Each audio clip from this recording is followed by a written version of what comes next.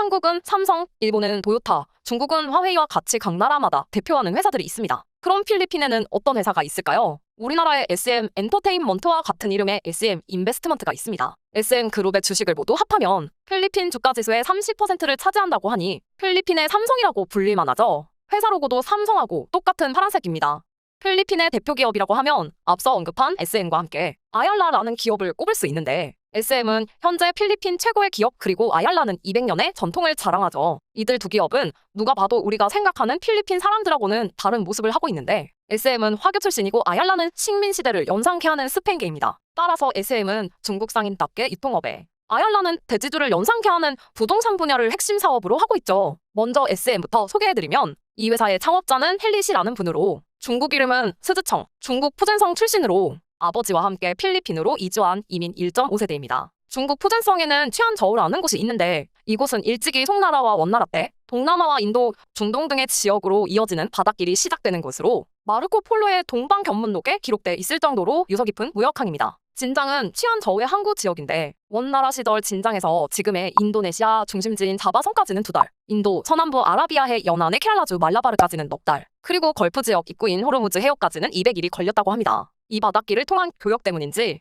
현재 동남아시아에 거주하는 화교들 중에는 이곳 출신이 유난히 많다고 합니다. 동남아 화교들의 고향인 셈이죠. 헨리 회장님이 마닐라로 이주한 건 12살 때인 1936년입니다. 하지만 불과 5년 뒤인 1941년 12월 8일 일본군이 미국의 진주만을 공격한 바로 그날 미국의 극동 지역 근거지였던 필리핀도 침공당합니다. 그리고 다음해 5월까지 계속된 전투에서 미군을 물리치고 승리한 일본군은 마닐라를 점령해 1943년까지 주둔했습니다. 이때 작은 궁어 가게를 운영하던 가족들은 모두 귀국했지만 헨리 회장님은 학업을 이유로 필리핀에 혼자 남았다고 하네요. 1950년에 대학을 졸업하고 소규모 유통업에 종사하다가 1958년 쉬마트에 앞자를 딴 SM이라는 신발 가게를 창업합니다. 하지만 필리핀에서 중국계 필리핀인으로 사는 일은 쉽지 않았습니다. 당연히 사업을 한다는 것은 말할 필요도 없이 몹시 어려운 일이었죠. 뉴욕타임스에 따르면 필리핀은 국내 총생산 GDP의 76%를 장악한 코후앙코 가문들이 정치, 경제를 독점하다시피 하고 있다고 보도하기도 했는데 코후앙코는 정치 왕조 또는 정치 가문으로 번역되는데 몇몇 유력 가문들이 정치, 경제, 사회, 문화 모든 분야를 장악해서 자기들끼리 돌아가면서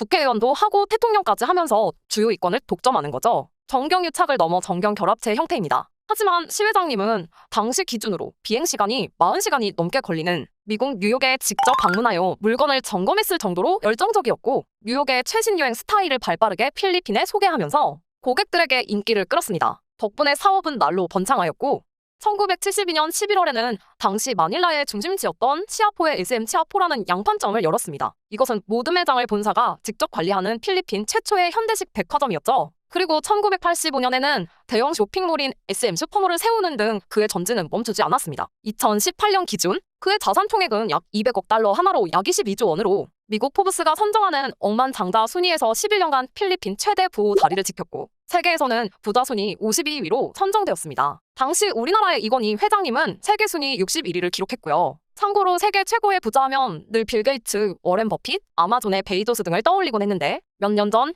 혜성처럼 그분이 나타나셨죠. 일론 머스크 몇 년 전까지만 해도 54위였는데 다음에 23위, 7위 그리고 올해 초에 드디어 2위에 등극하셨는데 블룸버그에 따르면 얼마 전 한국 시각으로 10월 29일 기준 테슬라의 주가 상승으로 인해 그의 재산은 3,020억 달러, 하나 약 353조 원으로 기록되어 세계 1위에 등극하셨다고 합니다. 헨리 회장님은 얼마 전 2019년 94세로 별세하셨는데 이후 그의 재산은 자녀들에게 분할상속되어 필리핀 최고의 부자는 마누엘 빌라라는 분이 차지하게 됩니다. 앞서 말씀드렸듯이 필리핀은 소수의 가문이 정치 경제를 모두 장악하고 있는데 이분 역시 현재 필리핀 최고의 부자인 동시에 상원의원과 상원의장을 역임하셨습니다. 지금은 그의 아내분이 지역구를 물려받아 2013년부터 국회의원으로 계시고요. 트럼프 대통령처럼 예외적인 경우도 있지만 대부분의 나라에서 부자에게 권력까지 쥐어주는 경우는 드물죠. 그들이 권력까지 갖게 되면 국민보다는 자신의 이익을 추구할 것이라는 것은 불을 보듯 뻔하니까요. 그것도 필리핀처럼 대를 이어서 부와 권력을 모두 몰아주는 경우는 거의 없는데 다만 저희는 윗동네에 북한이 있어서 이런 세습이 조금 익숙하죠.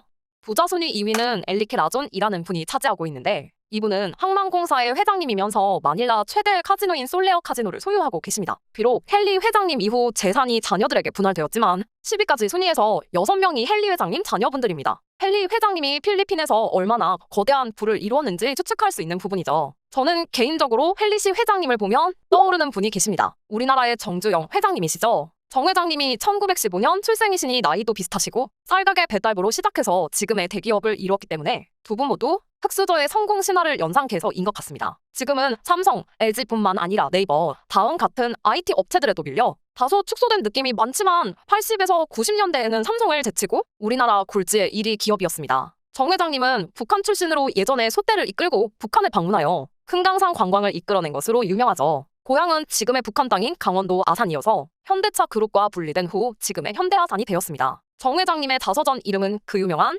시련은 있어도 실패는 없다. 입니다. 그리고 해봤어?